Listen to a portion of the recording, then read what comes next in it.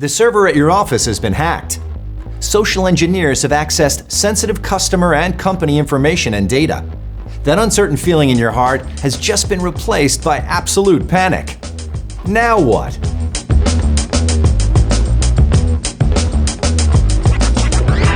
Information is the most valuable commodity in the world of cybercrime. On today's show, we're going to discuss what can happen to your personal and business data once it's stolen. Right? Because after it's stolen, it just doesn't disappear. Social engineers put that information to work for one thing: making a ton of money. Definitely. We recently saw a cybercriminal plead guilty in the U.S. federal courts for purchasing identities on the dark web, creating fake ride-share driver accounts, and selling them to people who were previously denied. Yet another reason why I only use a car service. All right. Well, let's break this down. Cybercriminals have stolen your business data. Now what? Cybercriminals will use your information to access your business computers, servers, and hard drives.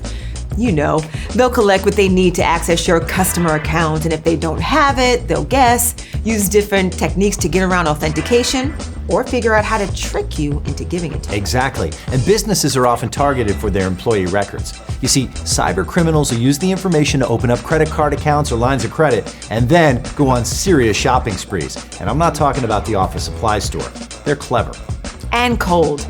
Cybercriminals will use your data and information to launch social engineering attacks on organizations. That's right, they'll go after private companies, government offices, even the research conducted at universities. Wow, and sometimes it's governments going after each other. It's estimated that state-sponsored thefts of trade secrets cost the U.S. $300 to $500 billion each year. Some of these threat actors are even trying to steal COVID vaccine research. Finally, cybercriminals will package stolen data and sell it or give it away to other cybercriminals. You know, kind of like the rideshare incident we discussed at the top. Right, exactly. You know, cybercriminals have actually begun specializing, and some of them collect data, some will buy it, package, and then sell it again to other cybercriminals who will use it to advance their attacks. So what are we supposed to do?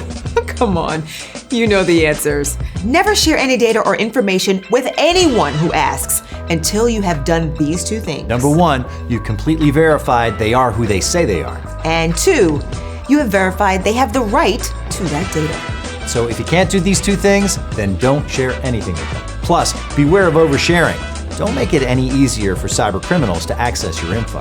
And as always, if you see anything that makes you say, report it right away.